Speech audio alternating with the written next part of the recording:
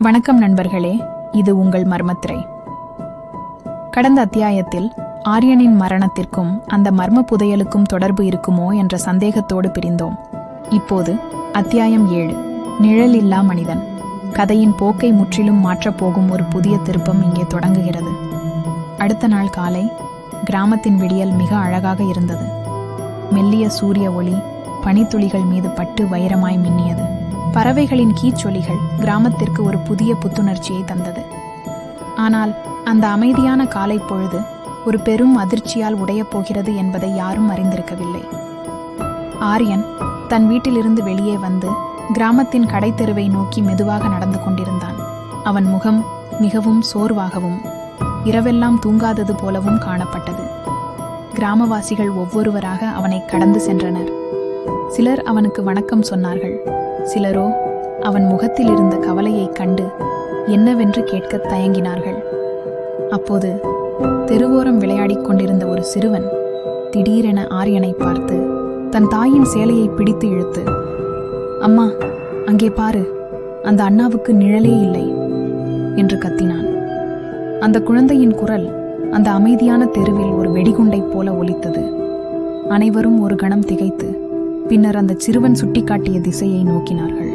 அங்கே ஆரியன் நின்று கொண்டிருந்தான். அவன் மீது காலை நேர சூரிய ஒளி தெளிவாக விழுந்து கொண்டிருந்தது. ஆனால் தரையில் அவன் நிழலை காணவில்லை. அவன் அருகில் நடந்து சென்ற மற்றவர்களின் நிழல்கள் நீளமாக தரையில் விழுந்திருக்க, ஆரியன் நின்ற இடத்தில் மட்டும் நிழல் என்ற ஒன்றே இல்லை. அது ஒரு நம்ப முடியாத காட்சியாக இருந்தது. முதலில் மக்கள் தங்கள் கண்களையே நம்பவில்லை. இது ஏதோ ஒரு விதமான காணல் நீர் அல்லது கண்மாயம் என்று நினைத்தார்கள். ஆனால் ஆரியன் நகர நகர அவன் நிழல் மட்டும் வரவே இல்லை. அந்த காட்சி அவர்களின் இதயத்தில் ஒரு விதமான பயத்தை விதைத்தது.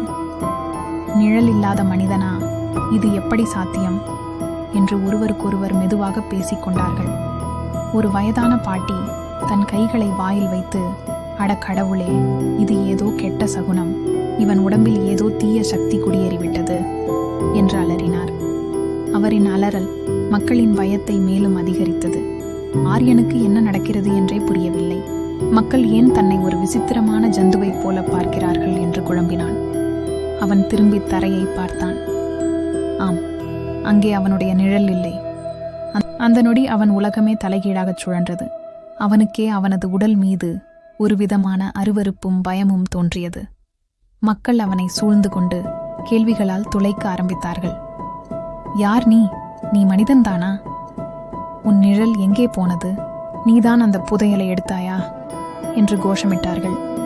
ஆரியன் பயத்தில் பின்வாங்கினான். அவனால் எதற்கும் பதிலளிக்க முடியவில்லை. அவனுடைய தொண்டை வறண்டு போனது. அவன் கண்களில் இருந்து கண்ணீர் வர தயாரானது. மக்கள் கூட்டம் அவனை நெருங்க நெருங்க அவன் செய்வது அறியாமல் அங்கிருந்து தப்பி ஓட ஆரம்பித்தான்.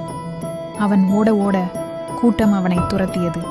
"பிடிங்க அவன, அவன் ஒரு சாத்தான்" என்ற கூச்சல்கள் கிராமம் முழுவதும் எதிரொலித்தன. ஆரியன் நிழலில்லாத ஒரு மர்ம மனிதனாக இப்போது தன் சொந்த கிராமத்திலேயே ஒரு அந்நியனாக துரத்தப்படுகிறான். அவனுக்கு நிழல் ஏன் இல்லை? இதற்கும் அந்த புதையலுக்கும் தொடர்பு இருக்குமா? மக்கள் அவனை பிடித்து என்ன செய்வார்கள்? இந்த கேள்விகளுக்கான பதில்களை அறிய அடுத்த அத்தியாயம் வரை காத்திருங்கள்.